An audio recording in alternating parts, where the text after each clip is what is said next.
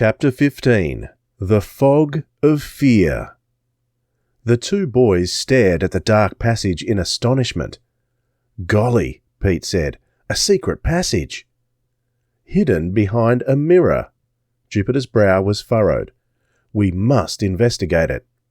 Before Pete could utter a protest, the stocky first investigator had stepped through the opening where the mirror had swung back, and he was playing a beam of light down the long, narrow passage. It seemed to be just a hallway. The walls were rough stone, and there were no doorways except at the far end. "Come on," Jupiter said, "we must discover where this passage leads." Pete joined him. He didn't exactly want to enter that secret passage, and he didn't want to be left alone either. It was better to have company, he decided. Jupiter was carefully examining the stone walls with his torch. Now he turned back and began to examine the mirror door. It appeared to be a normal mirror set into the surface of a concealed wooden door. There was no knob and no latch. "Curious," he muttered. "There must be some secret means of opening the door." He swung it shut. There was a firm click, and they were shut into the narrow passageway.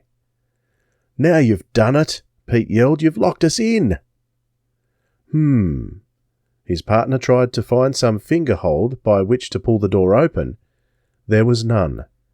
The back was smooth wood, fitting snugly so that there was scarcely a crack into which to insert a fingernail. "Definitely there must be a secret means of opening the door," he said. "I wonder why it opened so easily when I touched it just a minute ago." "Never mind that," Pete told him. "Let's see you open it easily again. I want to get out." "I'm sure that if an emergency arose, we could break through this wood and then through the glass mirror," Jupiter said, running his fingertips over the wooden backing of the door. "However, it should not be necessary. We want to go in the other direction." Pete was on the point of telling him that the opinions expressed were not necessarily those of the second investigator, but already Jupe was moving down the narrow passageway, tapping the walls with his knuckles. "Solid," he remarked as he moved along, "but there is a suggestion of hollowness beyond the stone. Listen." He rapped again. Pete listened, and he heard something.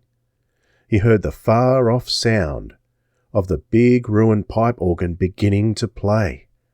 The weird, wheezing tones seemed to fill the narrow passage, coming from all directions at once. "Listen to that," Pete exclaimed. "The blue phantom plays again." "I hear it," the other boy told him.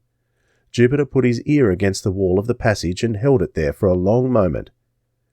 "The music seems to be coming through the stone wall," he stated. "I'd say we're probably directly behind the ruined pipe organ in the projection room." "You mean the blue phantom is on the other side of that wall?" Pete yelped. "I hope so," Jupiter said. "After all, the whole purpose of tonight's expedition is to meet the phantom and take his picture. And, if possible, interview him." "Interview him?" Pete groaned. "You mean actually talk to him?" "If we can catch him." "But suppose he catches us?" Pete demanded. "That's what worries me." "I must repeat," Jupiter sounded rather severe now, "that according to all available records, the Blue Phantom has never harmed anyone. I am basing my entire strategy upon this point. During my stay in bed, I came to some conclusions about this case. I have kept them to myself in order to verify them. I think we'll soon find out whether I am correct or not." "But suppose you're wrong?" Pete asked. "If you're wrong, and the Blue Phantom decides he wants us to join his gang of spooks, then what?" "Then I will admit I was wrong," Jupiter said. "But I will make one prediction now. In a few moments we'll begin to feel a sensation of extreme terror." "In a few moments?" Pete yelled. "What do you think I'm feeling now?" "Merely great nervousness. The extreme terror is about to come." "In that case, I'm about to go. Come on, Let's bust that mirror and get out of here." "Wait," Jupiter gripped his wrist. "Let me remind you that fear and terror are merely feelings. You will be terrified, but I assure you, no harm will come of it." While Pete was trying to answer that, he became aware of a strange change inside the secret passage. Unnoticed while they listened to the weird music beyond the wall, curious wisps of fog had suddenly appeared in the air. They were all over, along the floor, along the walls, along the ceiling. Pete flashed his light up and down. In the bright beam, the wisps of fog swirled slowly, coming together in weirdly sinuous coils and circles. As he stared at them, they seemed to form strange and sinister forms in the air. "Look!" Pete's voice wavered.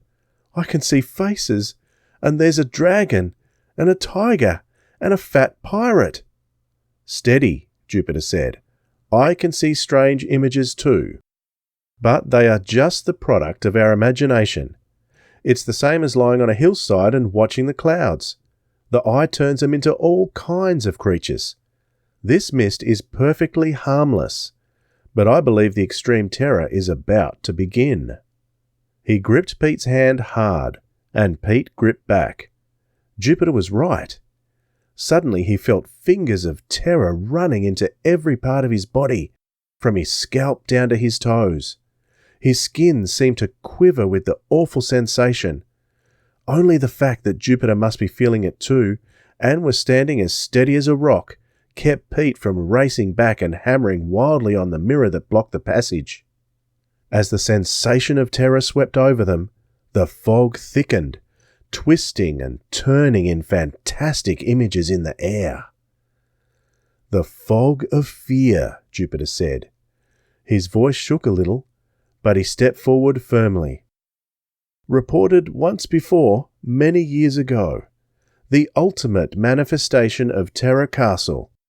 Now let us try to get out and catch the Blue Phantom while he thinks we are paralyzed with fear." "I can't," Pete managed to mumble through his clenched teeth. "I am paralyzed. I can't make my legs move." Jupiter paused. "The time has come to tell you what I deduced while forced to stay in bed, Pete," he said. "I deduced that Terror Castle is really haunted. That's what I've been telling you all along. Is really haunted, but not by a ghost. It's haunted by a man who is very much alive. In fact, the Phantom of Terror Castle, according to my deductions, is Mr. Stephen Terrell, the supposedly dead movie star himself." "What?" Pete was so surprised he forgot the feeling of terror. "You mean alive and living here all these years?" "Exactly. A living ghost, scaring people away from his home so that he will not lose it." "But how could he?" Pete asked. "I mean, we both know there's no sign that anybody ever comes or goes from here. How'd he get food and supplies?" "I don't know. That's one thing I want to ask him. But now you understand. He has been scaring us on purpose just to keep us away. He doesn't really want to hurt anybody. Does that make you feel better?" "Well, sure," Pete said, "even though I still have that feeling of my legs wanting to go someplace else." "Then let us complete our investigation by unmasking the Phantom," Jupiter said. He started for the door at the end of the passage, and Pete found himself keeping step. Now that Jupe had explained it, the whole thing made sense. Stephen Terrell himself, the master of terror, living in the old castle all these years, frightening people away. They reached the door at the end of the passage. To their surprise, it opened easily.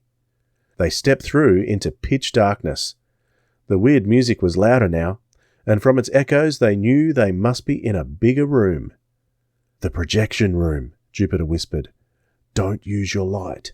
We want to surprise the Phantom." Side by side they felt their way along a wall and a corner.